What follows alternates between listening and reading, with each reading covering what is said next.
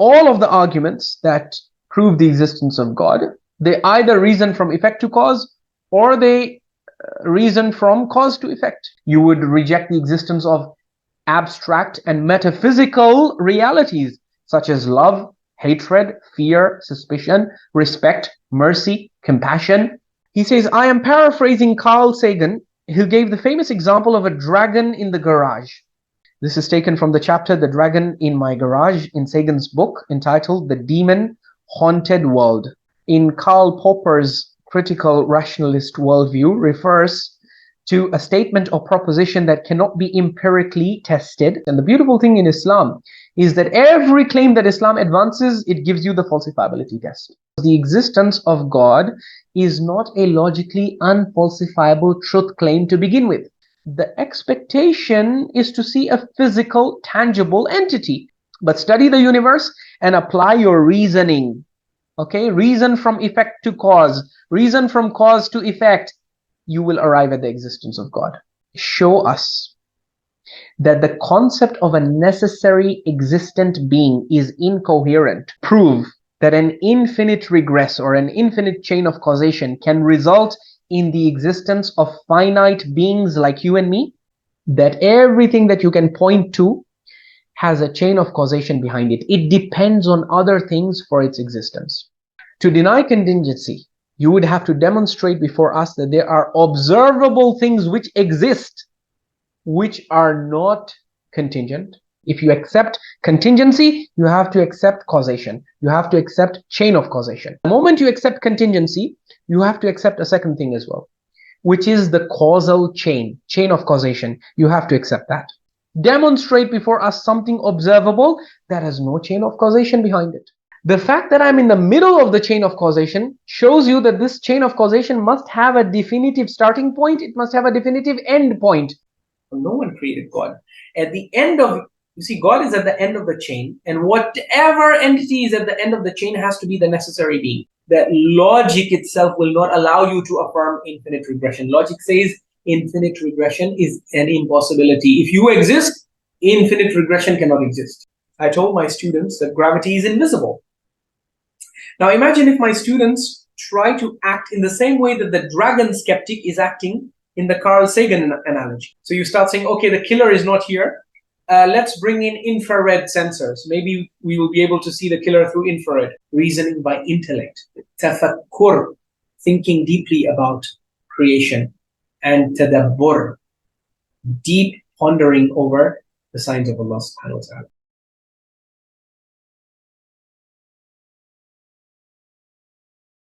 Bismillah ar-Rahman ar-Rahim. We begin in the name of Allah, the most beneficent, the most merciful. We at Islaah have received a question that has been forwarded to us by the admins. It's sent in by a person who goes by the name Indian Secular. That's the account name.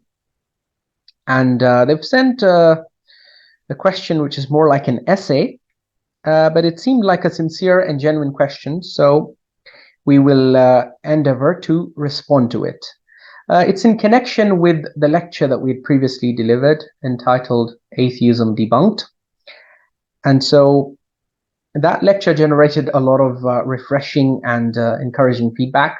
In fact, there were requests to go deeper into examining atheism and the causes behind it, and also hopefully sharing more evidence about kind of arguments and proofs that prove the existence of God, so that it may be helpful to those who are agnostic or who are struggling with atheism. So in this connection, we've received this question from this account that is named Indian Secular. The question goes like this. Thank you so much for your time and efforts. However, I must say you disappointed me. You are a very good orator and deserve all the applause for it, but your arguments were highly fallacious. You did a perfect straw man. No atheist or agnostic worth his salt is looking for a big old man in the sky. I'll tell you, this is exactly what they're looking for. Even if they're not looking for a big old man in the sky, Aslan, the example of the big old man in the sky was given to demonstrate the nature of the God that they're looking for, which is physical. They are 100% looking for a physical God. They're not looking for a metaphysical, transcendental God who can only be perceived and deduced by the intellect. And the proof of this is that they keep on demanding what they call, or what they like to refer to, as empirical evidence. And if you look at all their denials, they say, we've studied the whole universe, there's not a shred of evidence that God exists. Yeah, that shows you they're looking, first of all, where are they looking? They're looking inside the observable universe. That's like searching for a lion inside the White House. You'll never find that lion. So they're searching for God in the wrong places. They're using the wrong tools. They want God to be amenable to sense perception. Yani, they want him to be captured by one of the 5 senses. Then they will believe. So yeah, even if they might not be looking for a big old man in the sky, at the end of the day, you cannot deny that the God that the atheist denies is the same God that we deny, which is a physical God for whose existence there should be direct empirical physical evidence. As in, we should be able to see his footprints, or his his literal footprints, or his handprints, or we should be able to see some sign of his body. That's what the atheist is looking for. And then when he's unable to find it, he says, well, God doesn't exist. Yeah, right. God exists. You're looking in the wrong places. You're using the wrong tools. As we mentioned in a previous lecture, it's like, you know, you come out of your room, you come out of your house on a bright, sunny, shiny day, when the sun is brightly shining in the sky, and you close your eyes and you say, I want to see this, I will accept the existence of the sun only if I'm able to see it with my nose or with my ears. No, your ears and your nose are not equipped to see the sun. If you want to see the sun, use that organ that's actually equipped to see the sun, and that's the eyes. But don't stare for too long, or they say you'll go blind. That's conventional wisdom. In the case of God, we've already been told by the revelations of God. We've already been told by Prophet Muhammad sallallahu alaihi wasallam and the pious imams from his progeny that God is not amenable to being observed by or being captured by any of the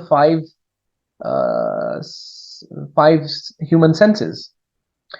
But at the same time, just as he cannot be captured by the 5 senses, there is a 6th faculty that Allah has given you, which is the intellect. The intellect can access God. It can arrive at the existence of God. It cannot fully comprehend and encompass the essence and existence of God, but it can point you in the direction. It can force you to conclude that he must exist. This much the intellect is equipped to do. So use the intellect, open the eyes of your intellect, and reason. The function of the intellect is to reason, to engage in reasoning. That reasoning could be from effect to cause, or it could be from cause to effect. The arguments, all of the arguments that prove the existence of God, they either reason from effect to cause, or they reason from cause to effect. You've got, well, in Arabic philosophy, you call it al-burhan al-inni and al-burhan al-limmi. البرهان الإني هو الذي يسار فيه من المعلول إلى العلة. Burhan inni, the inni proof, is the proof in which you reason from effect to cause. You look at effects, and then you trace the causes, and you keep on tracing the causes behind the causes, and the causes behind those causes, until you end at the necessary cause, the wajibul wujud. This is Burhan inni. Burhan limmi is when you yusaru fihi min al-illati ila ma'luliha, when you reason from the cause to its effect. These are essentially the arguments that are advanced by Islamic philosophers and Muslim scholars to prove the existence of God. They are based on reasoning, and reasoning is what the aql, what the intellect has been designed and built to do. The problem with the atheist is he does not want to engage in reasoning. In fact, most of these atheists, as I told you, they might be good at science, they might be good at physics and biology maybe, but all of these atheists, what they have in common is they're extremely poor in the ma'qulat, in logic, in philosophy. You can see that from the laughable analogies that they bring, and I will be addressing one such analogy. The analogies and the examples and the arguments that they bring to disprove the existence of God are so laughable. To someone who has mastered logic and philosophy, these arguments are so downright silly that they will make your head spin. So in any case, let's look at one such argument. This person writes to us, he says, you did a perfect straw man. No atheist or agnostic worth his salt is looking for the big old man in the sky. Well, the big old man in the sky is a metaphor for a physical God. It seems you didn't get our point. All the atheists who deny God, they deny a physical God. They don't have the capacity or the means to deny a metaphysical God. How can you deny something metaphysical? A metaphysical entity can only be denied logically, cannot be denied through lack of empirical evidence. Because you first understand what a metaphysical entity is. Metaphysical entity like love, for example. Can you deny the existence of love? Well, if you follow the atheist methodology, 100% you will end up denying, and I'll come to this. This is actually Muslim philosophers like Ibn Sina have argued this, that if you follow the atheist approach, you will end up not only rejecting the existence of God, despite the fact that God is a real existent being, you will reject the existence of so many other things, which even atheists would be ashamed to reject, such as you would reject the existence of intellect itself. You would reject the existence of abstract and metaphysical realities, such as love, hatred, fear, suspicion, respect, mercy, compassion, bravery, cowardice, trust, faith. So many of these things are real existent entities, but there is no empirical evidence for them. As in, you can't see love with your eyes or hear it with your ears or smell it with your nose or experience it through any of the five senses. Love is something that can only be deduced by the intellect. Your eyes and your ears obviously will feed information to your intellect, and then your intellect is going to process that information and say, okay, you know what, this is coming from love. So for example, how do I know my parents love me? Well, my eyes, my ears, my five senses feed my brain and my intellect with all the sacrifices, with all the things that my parents do for me out of their love for me. All of these things, I will observe them with my eyes, listen to them with my ears.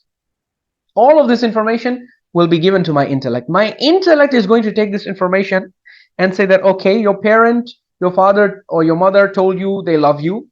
They bought you a really nice car or a really nice motorbike. They spend so much money on your education. They sacrifice so much for you. Taking all of this into consideration, therefore the intellect concludes that they must love me. Why else would they do all of this? What other logical explanation is there for why they sacrifice so much for me? Okay. So ultimately, love is something that the intellect will discern, not the eyes or the ears. Or the eyes and ears will supply you with very basic signs of that love, but then your intellect is what will reason from effect to the cause. Your intellect is what will say that, well, because my father bought me such an expensive car, probably he loves me. Although some people would say that if you truly love your child, you shouldn't buy them. But khair, we're not in the bahth of parenting right now. So the issue here is that the questioner is saying that no atheist or agnostic worth his salt is looking for the big old man in the sky. They're looking for a physical entity, and that's what the big old man in the sky represents. He continues. He says, I am paraphrasing Carl Sagan, who gave the famous example of a dragon in the garage. It goes like this. Let me actually show you what he's talking about. Okay. The dragon in the garage is a famous argument that has been advanced by Carl Sagan. This is taken from the chapter The Dragon in My Garage in Sagan's book entitled The Demon Haunted World, Science as a Candle in the Dark. So he says, a fire-breathing dragon lives in my garage. Suppose I am following a group therapy approach by the psychologist Richard Franklin. I seriously make such an assertion to you. Surely you'd want to check it out. See for yourself. There have been innumerable stories of dragons over the centuries, but no real evidence. What an opportunity. Show me, you say. I lead you to my garage. You look inside and see a ladder, empty paint cans, an old tricycle, but no dragon. Where's the dragon, you ask? Now, as you're reading this, understand that Carl Sagan is trying to compare this dragon to God. Everything that he says about this dragon, he's trying to make an argument about God. Keep that in mind. So, you see no dragon, you ask, where is the dragon? Oh, she's right there, or she's right here, I reply, waving vaguely. I neglected to mention that she's an invisible dragon. Okay, just like God is invisible, the dragon here is also invisible. You say, okay, no problem. You propose spreading flour on the floor of the garage to capture the dragon's footprints. Good idea, I say. But this dragon floats in the air. Then you'll use an infrared sensor to detect the invisible fire. Good idea, but the invisible fire is also heatless. Well, you'll spray paint the dragon and make her visible.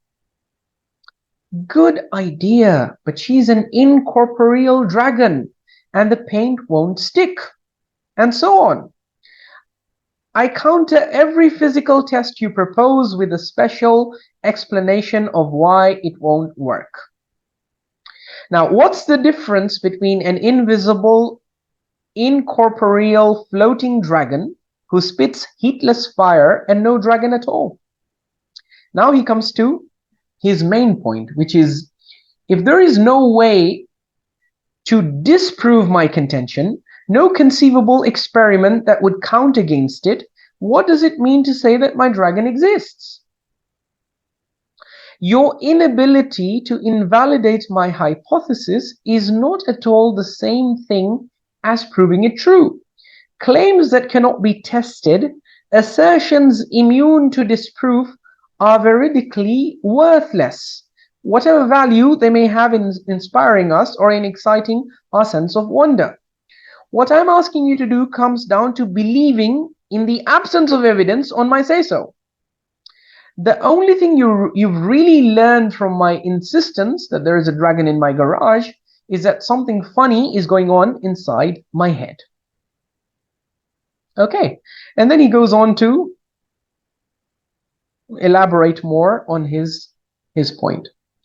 But essentially, Carl Sagan has come up with this analogy of a dragon in the garage. And we would posit that this is a very useful and beneficial analogy if it is applied to disprove the existence or to disprove the veracity of truth claims that are unfalsifiable. Aslan, this whole analogy has been constructed, it has been built to deal with arguments or with truth claims that are unfalsifiable. Okay, so we would submit that your invocation of this analogy over here is specious and fallacious, because this analogy is only built and designed and crafted to question unfalsifiable truths. What do we mean by unfalsifiable truths? An unfalsifiable truth claim, in Karl Popper's critical rationalist worldview, refers to a statement or proposition that cannot be empirically tested or observed or subjected to logical and conceptual analysis and scrutiny for potential falsification. So even though empirical testing is a crucial aspect of falsifiability, as it is conceived by Popper, he does acknowledge that as far as abstract claims are concerned, they need to be evaluated and potentially falsified through logical and conceptual analysis. So any claim that cannot be subjected to logical analysis or logical disproving would be unfalsifiable. Okay, so to break it down and to make it really simple, what Karl Popper essentially argued for was this idea that if you are advancing any truth claim, you need to be able to tell me the circumstances under which you will be willing to accept that your claim is false. If you cannot describe accurately what those circumstances are, then your claim is unfalsifiable and it is therefore untrue. It's at least it's not empirically valid. And he has a point, and we accept this. That yes, for every truth claim that you make, you should be able to give us the falsifiability test. And the beautiful thing in Islam is that every claim that Islam advances, it gives you the falsifiability test, including the falsifiability test for the existence of God. It is there. Yani, if you were to simply understand the logical arguments on the basis of which Muslim philosophers argue for the existence of God, from those very arguments you would be able to deduce the falsifiability test for each and every single one of their claims. So, and inshallah, I will show you what I am talking about. I will demonstrate this before you. But the first thing that I want to point out is that this dragon in the garage analogy does not apply to the question of the existence of God, because the existence of God is not a logically unfalsifiable truth claim to begin with. And so the very attempt to use an analogy like the dragon in the garage analogy that is designed to expose the falsehood of unfalsifiable truth claims against an eminently, manifestly, and demonstrably falsifiable truth claim, such as the existence of God, is something that we would argue is disingenuous, not to mention ludicrous, and wholly untenable. Now, in case you are unable to see why, let us demonstrate before you the flaws that are inherent in the application of the dragon in the garage analogy to the existence of God. Number one, a dragon is essentially a physical entity. Every description or depiction that we have of a dragon, from mythology, from literature, from popular culture, whether it's the cartoons, movies, children's storybooks, everywhere the dragon has been depicted or described, it has been depicted and described as a physical creature. So when someone claims to have a dragon in their garage and they invite you to see it, the expectation is to see a physical, tangible entity that broadly resembles what we've seen in the pictures and in the illustrations of dragons. So for a person to invite us to his garage to see a dragon and then for him to claim that it is invisible reeks of deception and shifting of goalposts. But you can't apply this to God, because God, on the other hand, especially within our faith tradition, is understood to be a non-physical or metaphysical transcendent entity from the get-go. So our faith does not create within us any false expectations. The way the guy who invites you to see the dragon in his garage, the moment he told you that the entity that's there in his garage is a dragon, the moment he said this, he claimed that the claim he's making is that there is a physical being in my garage, because the dragon is a physical being. And so this is why when you go into the garage, it is right for you to say that, okay, if he's invisible, then no problem. Let us use the infrared sensors. Let us spray paint. Let us try to capture his footprints by spreading flour on the floor. All of these tests would work because these tests would be able to bring out the dragon if he were a physical object, and he is indeed a physical object. The people who have invented the concept of the dragon themselves claim that it is a physical creature. They don't claim that it is an incorporeal, metaphysical creation. No, they claim it's a physical creature. So once you claim that something is physical, now it's subject to the laws of physics. So you can use infrared, you can use all physical tools to try and arrive and try and determine whether that dragon really exists there or not. But in the case of God, this whole analogy does not apply, because aslan, no one ever, or at least no one within our school of Ahlul Bayt alayhimus salam tradition, none of our imams, none of our authoritative sources of guidance ever claimed that God is a physical, corporeal being, that he is located somewhere in this universe, that he is confined by the constraints of space and time. No such claims were made in our faith tradition. So how can you compare God with the dragon in this analogy?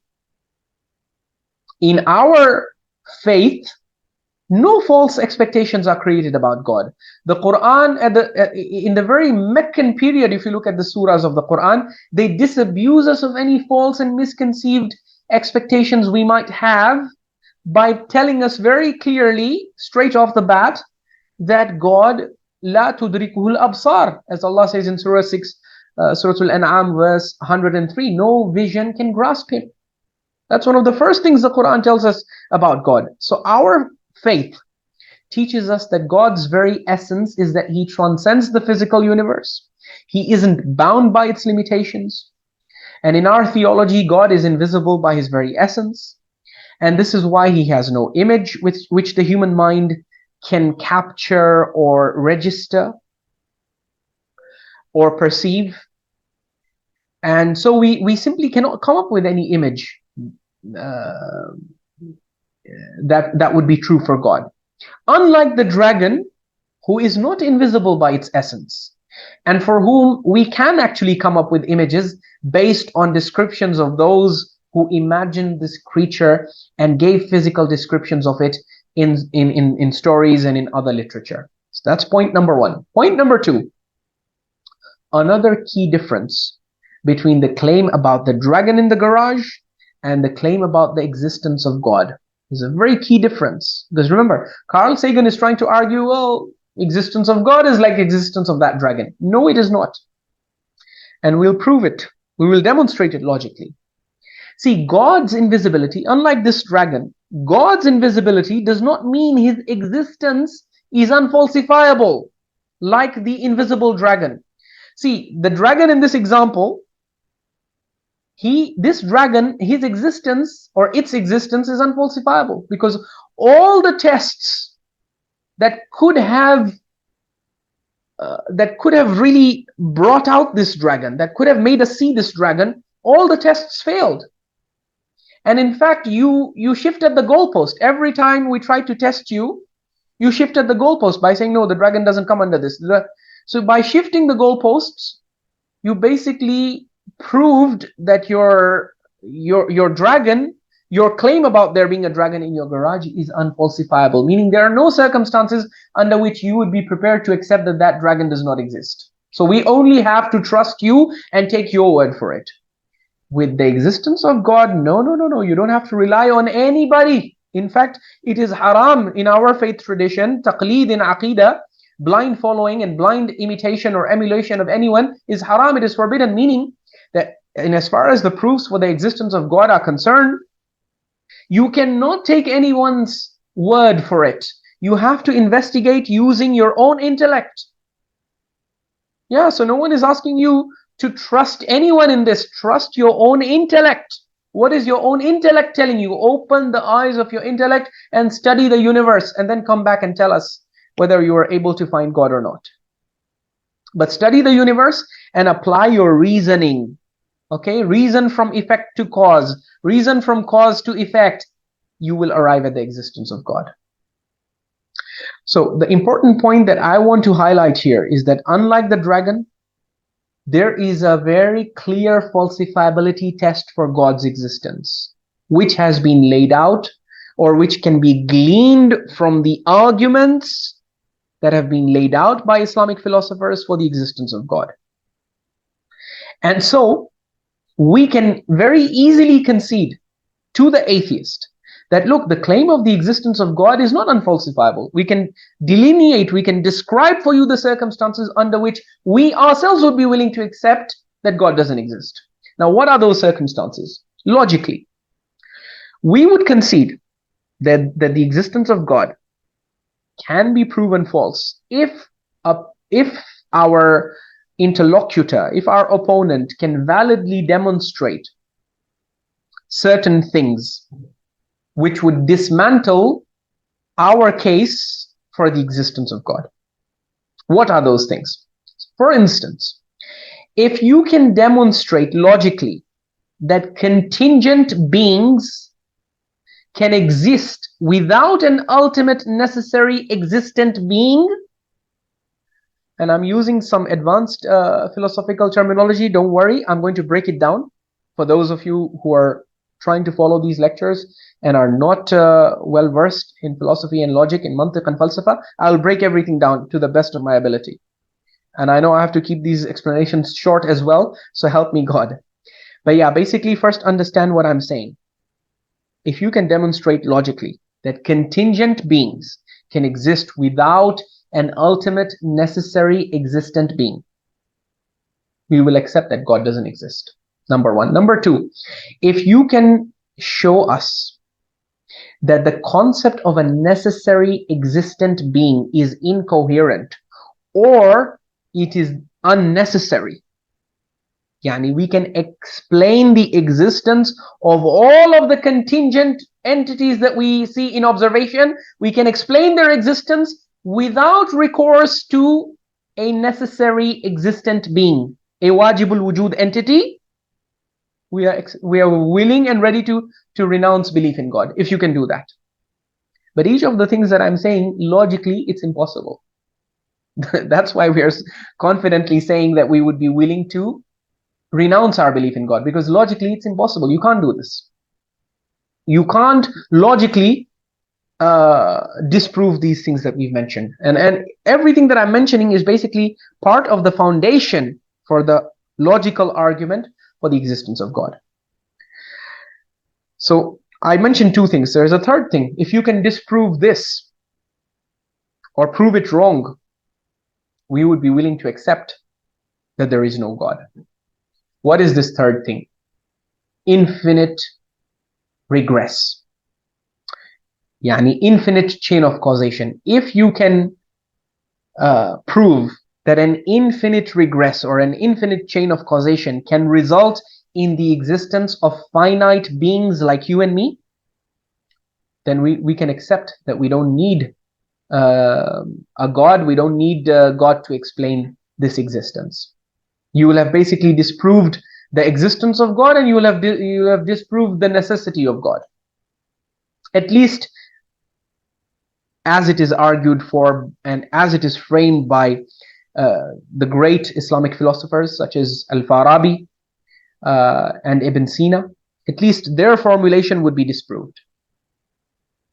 Now, I know a lot of you up to this point, you might be thinking, well, Sayyidina, it's not very clear what you're saying. And I don't blame you. If you've not studied philosophy, if you've not mastered logic, it will take some time for you to understand this, but bear with me. To understand the falsifiability test for one of the main Islamic philosophical and logical arguments for the existence of God, it would be useful and beneficial and instructive to first provide you with a basic and simplified breakdown of the argument that's advanced by our philosophers when they start building their case for the existence of God. Now, let me also direct you to the reading that are necessary for this, okay? Because philosophers generally, they will argue by dividing existence into two main parts. If you look at it conceptually, existence can be divided into three parts, actually.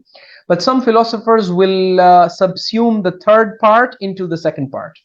And after subsuming it within the second part, philosophers like Ibn Sina will say, actually, this isn't a separate category because It's impossible. It's impossible for this category to exist. So therefore, we can treat it as a non-existent entity. What am I talking about? First, understand the categories of existence. Philosophers classify existence into three categories: wajibul wujud, mumkinul wujud, and mumtani'ul wujud. Okay, necessary existent being, contingent existent being, and impossible existence. Where do they do this? Let me direct you to the books where they do this. I have here with me a very important book by Ibn Sina. Let me display it on the screen. Yes, this is Al-Isharat wa-Tanbihat. Okay, this is Al-Isharat wa-Tanbihat by Sheikh Al-Ra'is Abi Ali Hussein bin Abdullah bin Sina. Okay, this is the edition that is published by Nashrul Balagha, Qum, in the year 1435 AH. Okay, so you come to page 18 to 28 is where he builds his argument. In this scanned version, you will find it on page 24. Yes. Look at what he says here. He says, Kullu mawjudin. I've highlighted it for you. Kullu mawjudin. إذا التفت إليه. This is Al-Isharat wa Tanbihat, page 24. Sorry, page 18. Okay, it's page 24 in the scanned version. What is Ibn Sina saying here? كل موجود إذا التفت إليه من حيث ذاته من غير التفات إلى غيره فإما أن يكون بحيث يجب له الوجود في نفسه أو لا يكون فإن وجب فهو الحق بذاته الواجب وجوده من ذاته وهو القيوم وإن لم يجب لم يجوز أن يقال إنه ممتنع بذاته بعدما فرض موجودا بل إن قرن باعتبار ذاته شرط مثل شرط عدم علته صار ممتنعا أو مثل شرط وجود علته صار واجبا. He says every existent being, if you look at it in terms of its essence without looking at anything other than it, then it can either be a necessary existent being or it could not be a necessary existent being. Now, if it is a necessary existent being, then it is wajibul wujud, and it would be the sustaining and supreme cause behind all causes. And if it is not the necessary existent being, it cannot be said that it is an impossible existent being after it has already been supposed to be in existence. Rather, if it is accompanied with a condition, with i'tibar of its zat, if there is a shart that is accompanied with it, then it can become mumtani'. Now, obviously, these writings, as you can see, they're quite dense. And this is why these commentaries usually, they are accompanied by, these books, they are accompanied by commentaries. So you can see this edition that I have here. It is with the commentary of Al-Muhaqqiq Nasiruddin Muhammad bin Muhammad bin Muhammad bin Hassan al-Tusi, Al-Khwaja Nasiruddin al-Tusi. And then there is a Sharh al-Sharh. There is a commentary of the commentary by Al-Allama Qutbuddin Muhammad bin Abi Ja'far al-Razi. So these are very dense writings, but I'll break it down for you exactly what is the hasil of this kalam. What is the crux of the argument? The crux of the argument, okay, is that these philosophers are starting from some very basic premises. You know, I mentioned, so Ibn Sina, the passage that I just quoted, let me just show you one thing more in addition to this, before I come to the main point. I mentioned Ibn Sina divides existence into two categories, right? here. He says كل موجود إذا التفت إليه من حيث ذاته من غير التفات إلى غيره فإما أن يكون بحيث يجب له الوجود في نفسه أو لا يكون. Okay. So he is dividing existence into two categories. Conceptually, actually, this existence can be divided into three categories as well. If you don't subsume the third into the second, and the one who puts this out very clearly is Al-Allama Muhammad Hussein Tabatabai in his book Nihayatul Hikmah. Okay, this is Nihayatul Hikmah. It's a book that's taught in the Hawza to students of philosophy. Nihayatul Hikmah by Al-Ustad Al-Allama Al-Sayyid Muhammad Hussein At-Tabatabai. This edition has been revised and annotated by Sheikh Abbas Ali Al-Zira'i Al-Sabzuari. It's published by مؤسسة النشر الإسلامي التابعة لجماعة المدرسين بقم المشرفة. It's the 4th edition. It was published in the year 1428. In this edition, if you come to page 71 and 72, he says في أن كل مفهوم إما واجب وإما ممكن وإما ممتنع. Everything that is in existence, every concept that you can imagine is either necessary or possible or impossible. What do they mean by this? When he says that it's wajib, I will explain this. Wajib is something that you have to arrive at through deduction. So let's reserve this for last. Let's start with mumkin and mumtani'. Mumtani' also I would like to dispense with it. Okay, mumtani' is an existence which is impossible. For example, if I tell you that there is a circle which is square, a square circle. Now you tell me, can a square circle or a square triangle exist? Impossible. Because a triangle is defined as this shape that has 3 sides to it, right? A square is supposed to have 4 sides. So something cannot have 4 sides and 3 sides at the same time. Either it has 4 sides, in which case it is a square, or it can have 3 sides, in which case it's a triangle. But you cannot have a square triangle, or you cannot have a triangular square. So a square triangle is what we call mumtani'. Okay, impossible existence. So, and because it's an impossible existence, Ibn Sina and these other philosophers don't like to keep it as a separate category.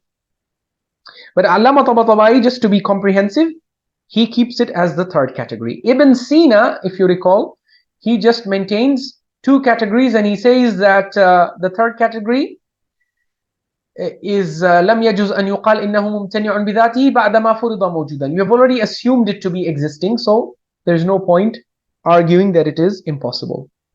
Because if it's impossible existence, then it is no longer existence. Okay, existence can only be used to, it's a term that can only be used to refer to something that is possibly existing. So I hope you understand this muqaddimah, because it is very crucial to help you understand the first premise or the first foundation on the basis of which logicians and Muslim philosophers build the argument for the existence of God. They say, okay, wujud, existence, is divided into 3 categories. The first of these is contingent existence. Everything observable in this world is of a contingent existence. What do they mean by imkanul wujud or mumkinul wujud? Contingent existent. Well, what they mean by contingent existence is that they mean an existence which has the possibility of existing and not existing, and an existence which depends on some other existent being for its existence. So for example, these things can only become these abstract ideas only become clear when we give examples. So let me give you an example. You and I exist, right? We are within the realm of observation. See, our philosophers, Muslim philosophers, are highly rational philosophers. Okay, they don't start from invisible or imperceptible premises. They start from very simple, basic, fundamental observations that no one can deny. And they proceed from these observations in such a way that you cannot catch them at any stage. Every argument that they make is rock solid. So watch as they make this argument. Okay. The first argument is contingency. They say everything around us, everything that exists is contingent. How do we know it is contingent? From the fact that everything that you can point to has a chain of causation behind it. It depends on other things for its existence. A good example is you and me. You and I exist, right? But our existence results from the existence of our parents. And it is dependent on their existence.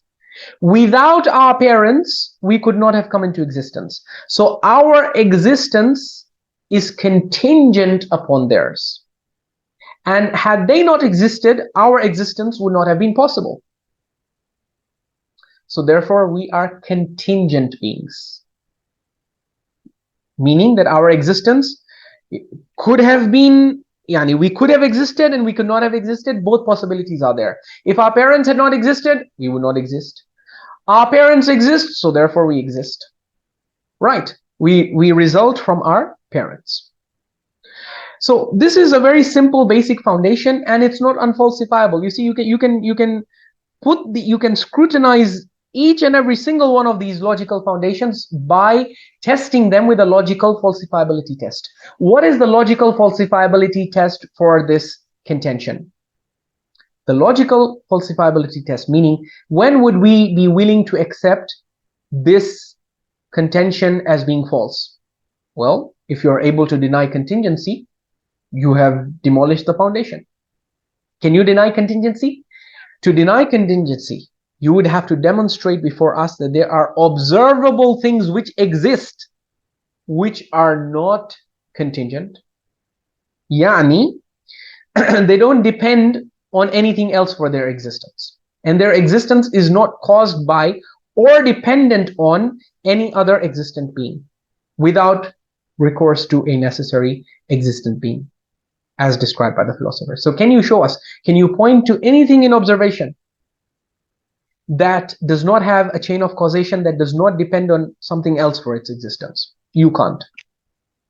So therefore, their first foundation, logical foundation, is proven, which is that all of existence is divided into these three parts.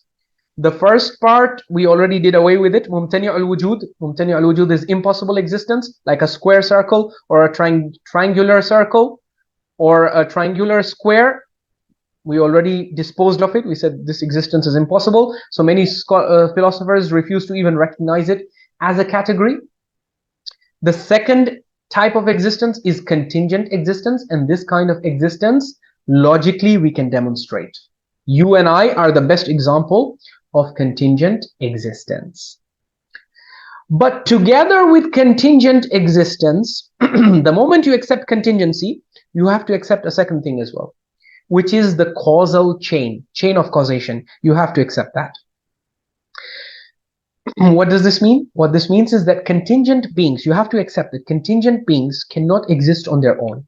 They require a cause for their existence. This leads to a chain of contingent causes.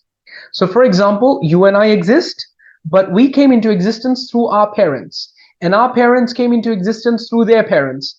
And so we have this long causal chain that goes all the way back to our first ancestor. So chain of causation has to be there for every contingent being. If you accept contingency, you have to accept causation. You have to accept chain of causation. This is the second foundation. Is it unfalsifiable? No, it's perfectly falsifiable. How do you falsify this? Deny causality. Show us, demonstrate before us something observable that has no chain of causation behind it. Now, you can't do that. And because it is logically inconceivable for a contingent being like us to be in existence without there being a chain of causation behind it, this contention is therefore falsifiable, and therefore it is valid. Understand? Now, once you accept chain of causation, so you've accepted contingent being, you have accepted chain of causation. This chain of causation has to end somewhere. It has to end at a definitive place. And the place where it has to end at an entity that has to not be a contingent entity.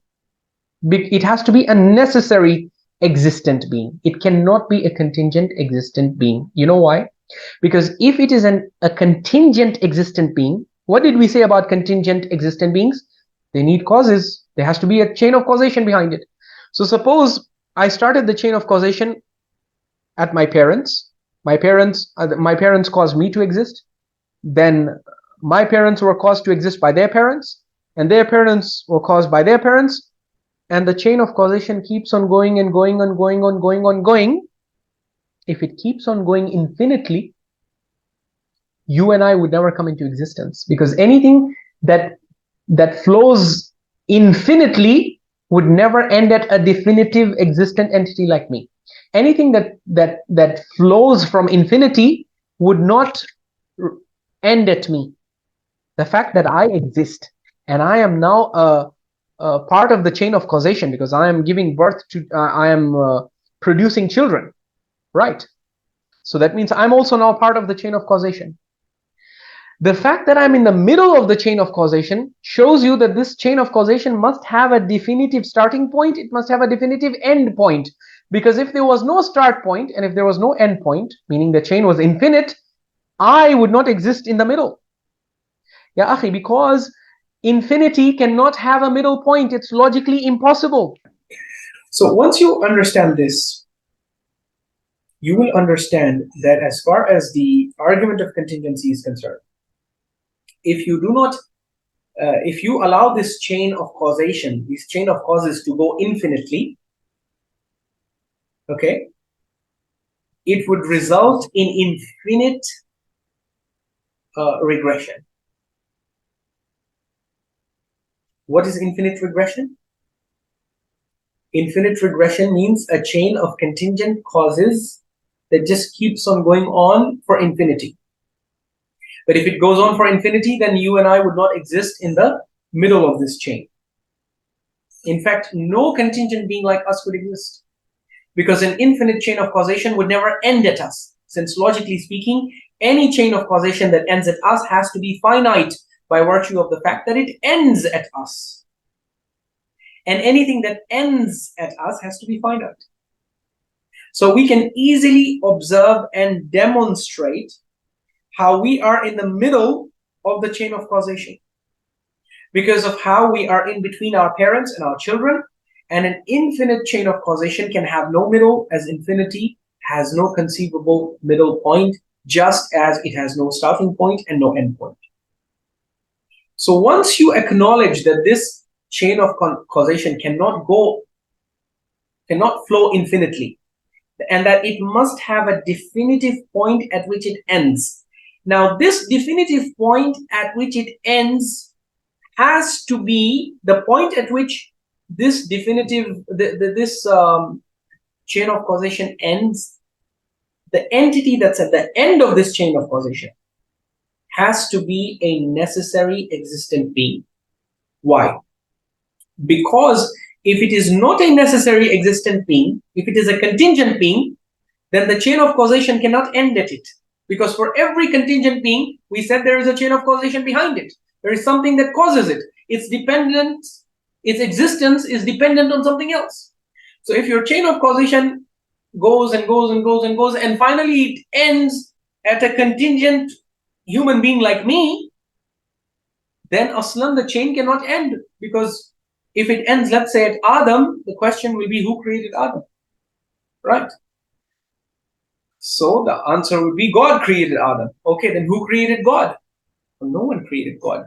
At the end of, you see, God is at the end of the chain, and whatever entity is at the end of the chain has to be the necessary being. Yani he has to be a being who has no chain of causation behind him. Because if he has a chain of causation behind him, then your chain of causation will connect with him, with his chain of causation, and then it will go into infinity. And by virtue of going to infinity, it will never reach you. You will never exist. You understand? So this is how the philosophers prove the existence of wajib al-wujud. They prove that there must be a necessary existent being. Yani, logically speaking, there must be a necessary existence that is not contingent on anything else, which activates the chain of causation and gives existence to all the contingent existences. So this necessary existence is what we and all the theistic philosophers identify as God, and all chains of causation end at him, and he is the supreme cause. Okay, where do they say this? Ibn Sina, he says this, he says this. Let me show it to you. So let me show it from before. He says كل سلسلة مترتبة من علل ومعلولات كانت متناهية أو غير متناهية. Every chain of causation, okay, which is composed of causes and effects, whether they are finite or infinite, فقد, it certainly must, فقد ظهر أنها إذا لم يكن فيها إلا معلول احتاجت إلى علة خارجة. Every link in that chain of causation needs, if it is not an effect, it needs an external cause. لكنها يتصل بها لا محالة طرفا. But yes, the supreme cause would be connected to this chain of causation, at least on one end of it. وظهر أنه إن كان فيها ما ليس بمعلول فهي طرف ونهاية. Okay, and if there is any link in this chain of causation which is not an effect that is produced by some other cause, then that is the edge or the end of that chain of causation. فَكُلُّ, this is the conclusion, فَكُلُّ سِلْسِلَةٍ تَنْتَهِي إِلَى وَاجِبِ الْوُجُودِ بِذَاتِهِ. So every chain of causation for every contingent being that exists in this universe ends at the necessary existent entity. Do you understand? So essentially what he's saying, to summarize what we've just explained, the argument which Muslim philosophers have advanced for the existence of God is 100% falsifiable, unlike the dragon in the garage claim. As we can very clearly demonstrate, what needs to be shown or logically proven in order for their argument for the existence of God to be rendered invalid. Okay. It's a very simple argument. They are saying, look, everything that we observe in existence has a cause. And the cause also has a cause. And the cause also has a cause. And there's a whole long chain of causation. But finally and ultimately, this chain of causation must end at a definitive point, which we call the point of the necessary existent, the wajib al-wujud. You have to logic mandates. You cannot escape this. If you're a logical person, you have to assume that this chain of causation must end at a certain entity. And because if it doesn't end, you will not exist. For you to exist, the chain has to have a definitive starting point. The starting point, at the starting point, should be an entity who is not contingent. Because if the starting point entity is contingent, then the starting point cannot be the starting point. Why? Because if the entity that's at the starting point is a contingent entity, you will have to, it means there are chain of causes, there's a chain of causation behind it. So then you will have to, you understand, it's just like I say that I am at the end of all chain of causation end at me. This is an invalid argument. Why? Because I myself am an effect. I'm a contingent effect. I am caused by my parents. You see, so at the end of the chain, you need an entity that has no parents. Lam yalid wa lam yulad. You need an entity that is not caused by any other pre-existing cause. That entity can only be wajib al-wujud. It can only be the necessary existent being, who is Allah subhanahu wa ta'ala. So, to conclude, if you want to disprove this formulation, this argument for the existence of God, it's very simple. You can do so by denying contingency. If it is logically valid, if you can logically bring yourself to deny contingency, then go ahead. You can reject God. But the reality is you can't deny contingency. Contingency is such a logical concept that is borne out by every single thing that's there in observation. Every observable entity proves contingency. So to disprove the existence of God, you would have to show that there are things that exist in this observable universe. You would have to prove that this entire observable universe and you and me are not contingent, meaning that we don't depend on anything else for our existence. We are self-sufficient. And at the same time, we are not necessarily existent beings. Number one. Number two, in order to disprove the existence of God, you would also have to affirm infinite regression. So if you can demonstrate that an infinite regression of causes is logically and metaphysically valid, then that can provide a provide a sufficient reason for the existence of contingent beings, then the need for a necessary existent being as proposed by Muslim philosophers would be undermined. And then it would be logically valid for you to reject God. But the reality is that logic itself will not allow you to affirm infinite regression. Logic says infinite regression is an impossibility. If you exist, infinite regression cannot exist. Because any chain that flows from infinity would never end at you. So the infinite regression is impossible.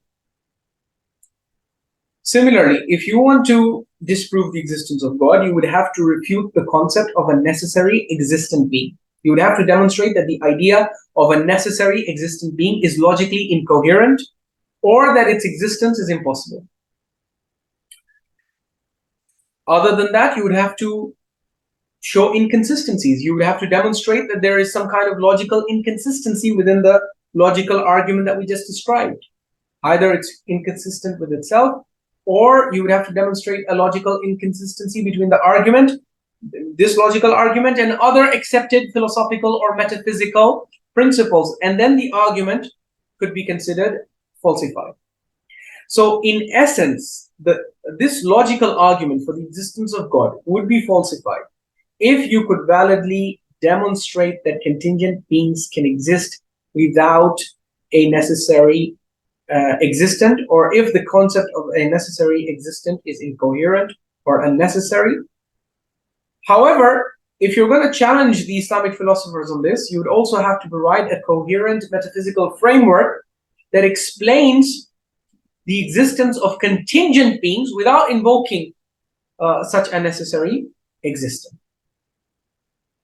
So in conclusion, the dragon in the garage analogy is a useful analogy. It's a beneficial analogy that is designed and built to critique only and only unfalsifiable claims. But because the existence of God is 100% falsifiable, this analogy does not apply to it. And to forcefully apply to it would be akin to applying this analogy to disprove other metaphysical realities, other imperceptible realities, such as gravity, for example.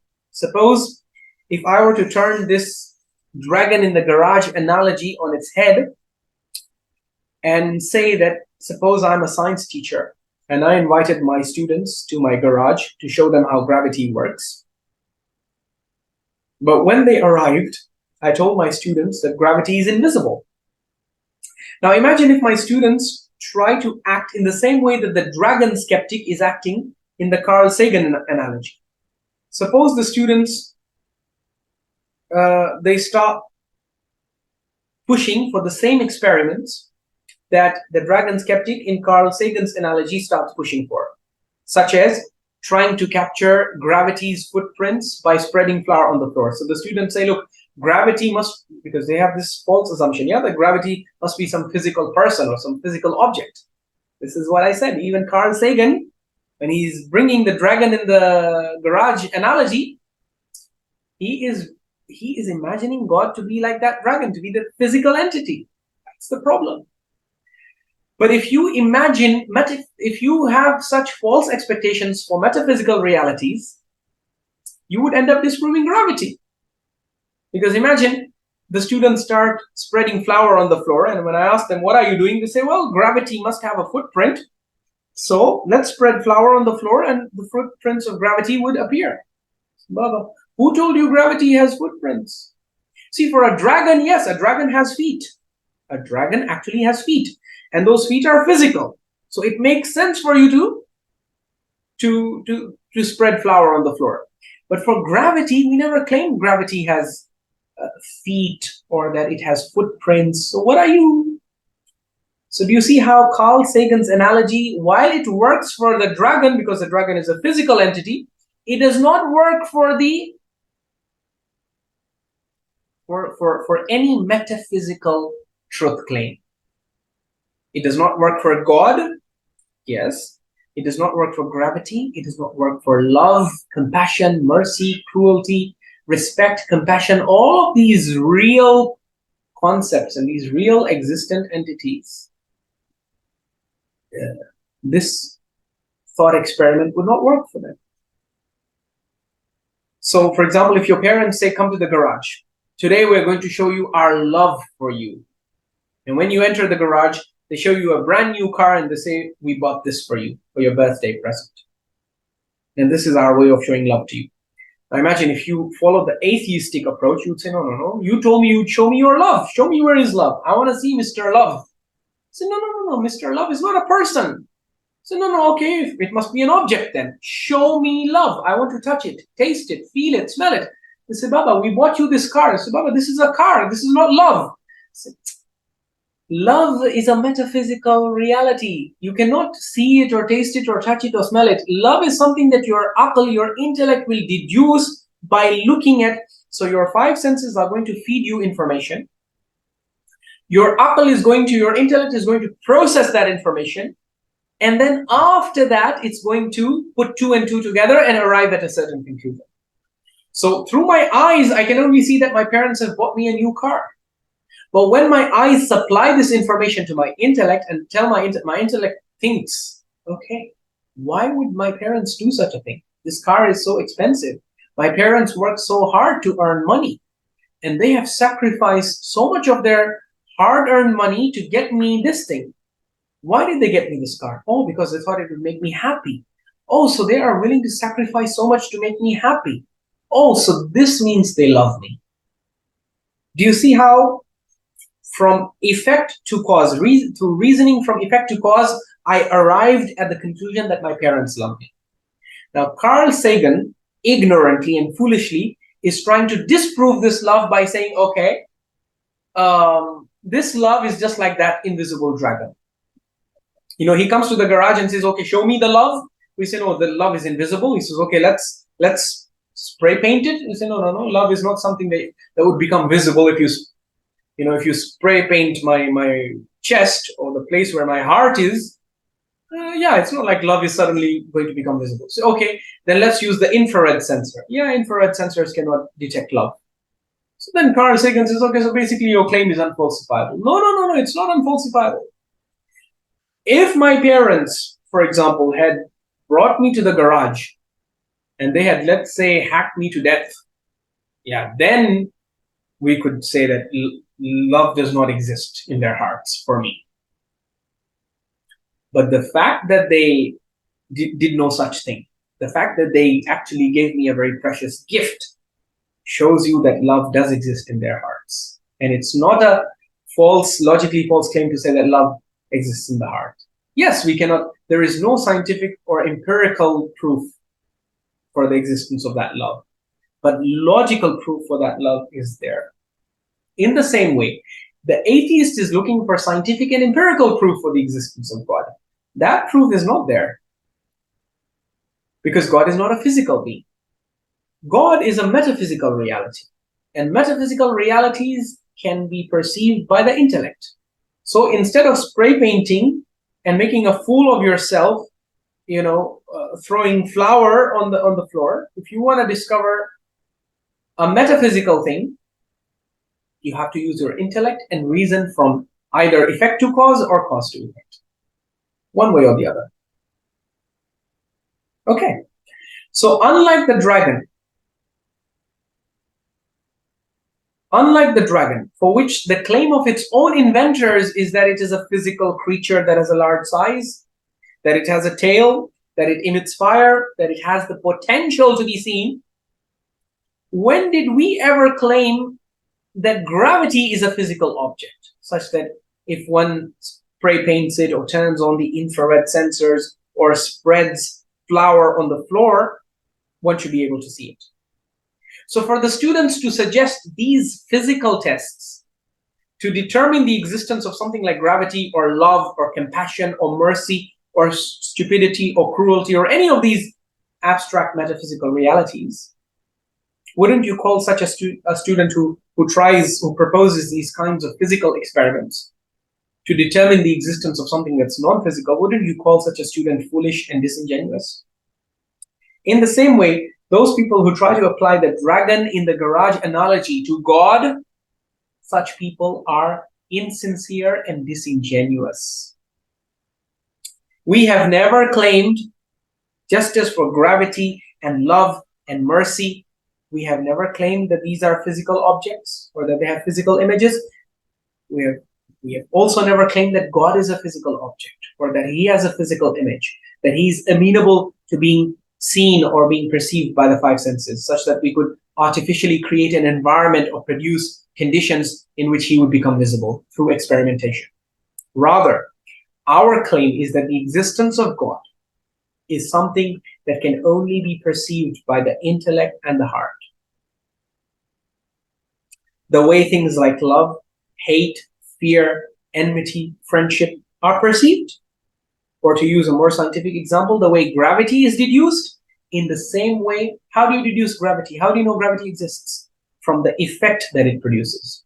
So when you drop your pen and it falls to the ground, this is not gravity. The pen falling down is not gravity. The pen falling down is an effect that is caused by gravity.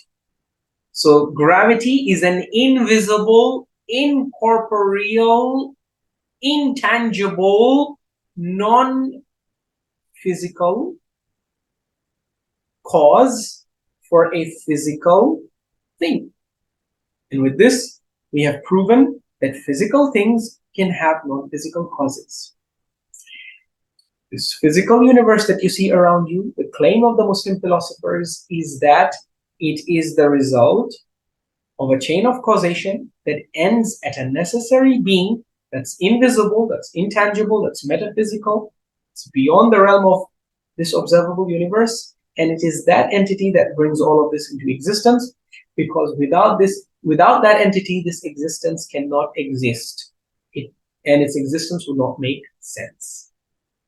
So to conclude, the biggest flaw in Carl Sagan's dragon in the garage analogy, when it is used to prop up an argument against the existence of God, is that it is comparing what is supposed to be a tangible physical entity, that is the dragon, to a metaphysical transcendent entity like God.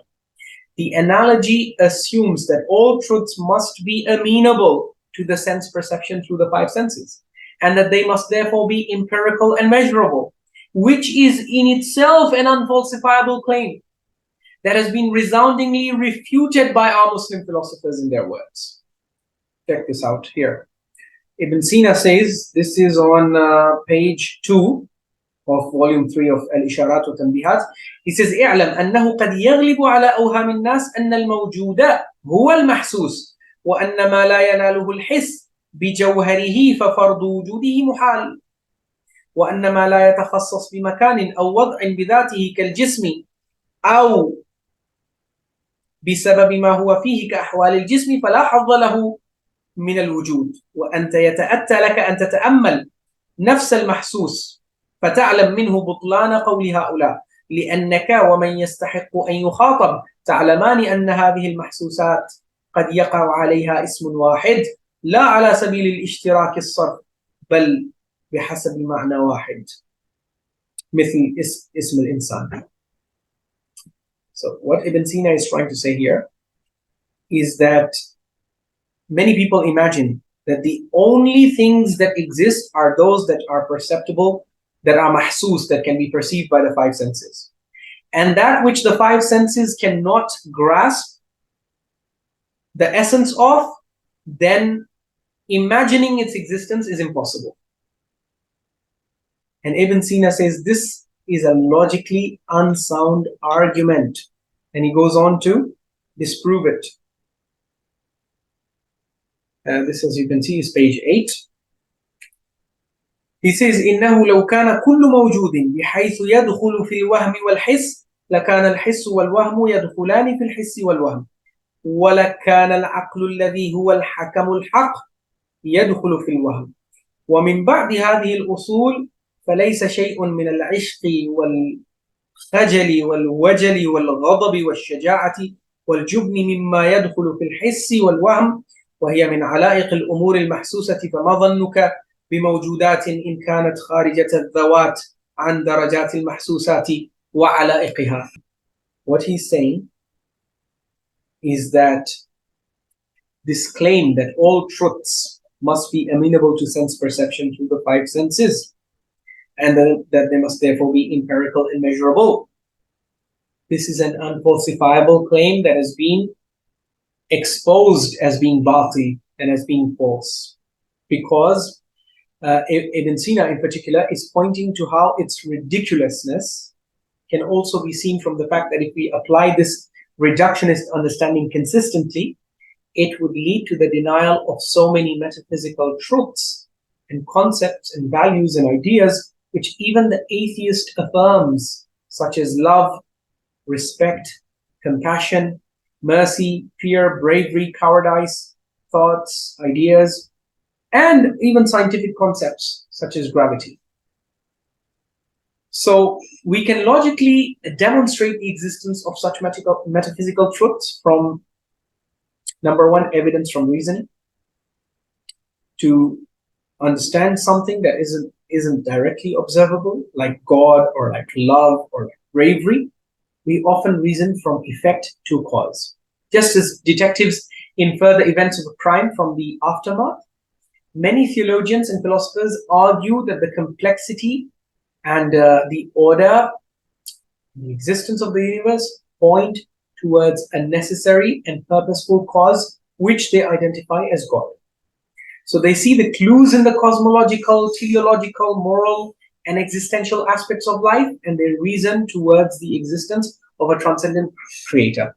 So if we can turn the analogy of Carl Sagan on its head once again, I can give you an example. Suppose I tell you that come with me to this, there has been a murder, okay, in this house.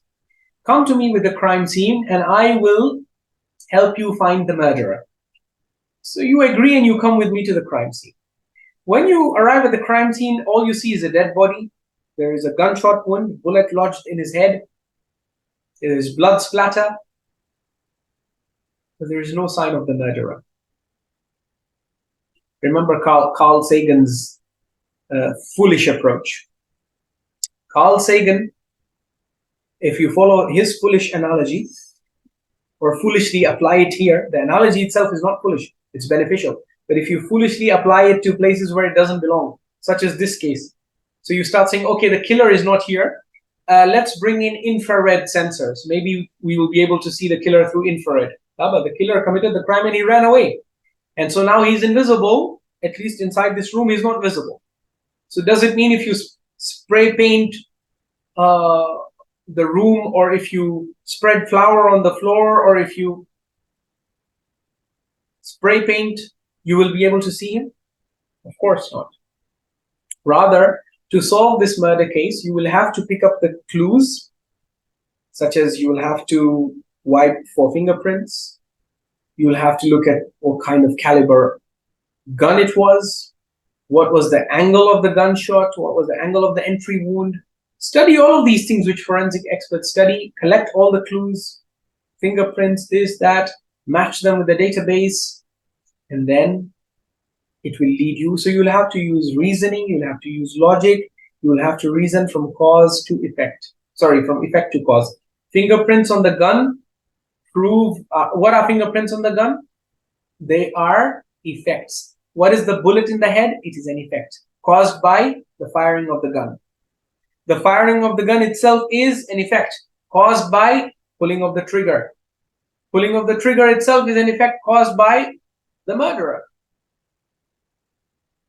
How do we know who is the murderer? Well, the murder weapon should have fingerprints. If you are able to find the fingerprints, yes. Even if you're not able to find any leads, or if you're not able to conclude, if you're not able to find the killer, if you're epistemologically humble and if you're a rational person, you will not say that the killer does not exist.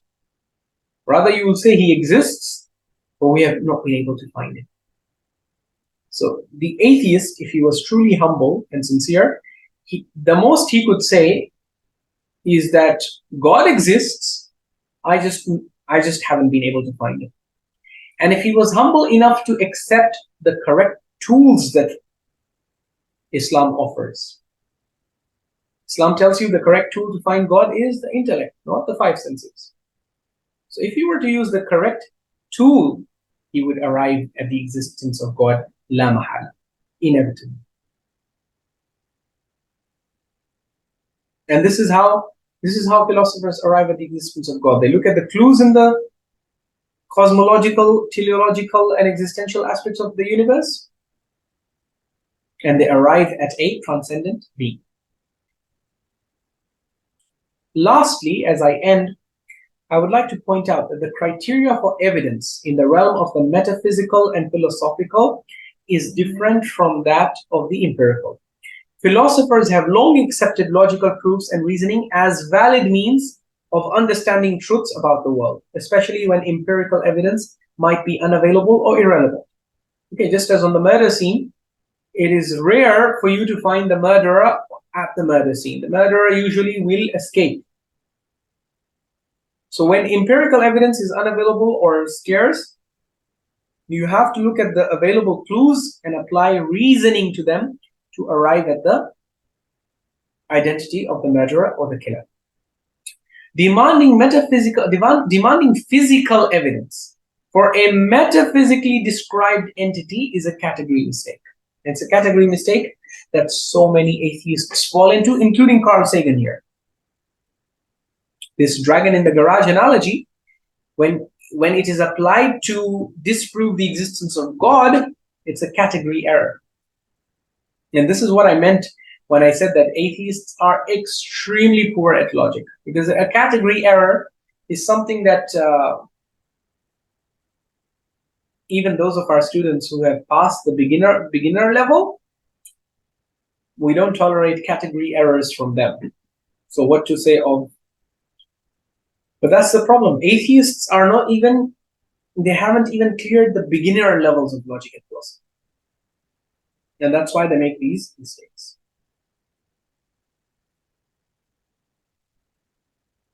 Another important thing that I want to conclude with is to point out that human beings acquire knowledge not just through empirical observation, but also through introspection, intuition, and rational deduction and reasoning. God, for many, is not something you observe the way you observe a physical object. But rather, God is something that you understand and experience through these other modes of knowing, such as ta'aqqul, reasoning by intellect, tafakkur, thinking deeply about creation, and tadabbur, deep pondering over the signs of Allah subhanahu wa ta'ala. So, in sum, while the dragon in the garage analogy serves as a thought experiment, a useful thought experiment, to challenge the verifiability of certain claims, especially unfalsifiable ones, its application to the idea of God, especially without a nuanced understanding of how God is conceptually understood in the theistic traditions, especially and particularly the Islamic one, is flawed and disingenuous. وآخر دعوانا أن الحمد لله رب العالمين. السلام عليكم ورحمة الله وبركاته. Thank you for watching. Please consider subscribing. Also click the bell icon and choose the all option to get notified for upcoming videos automatically.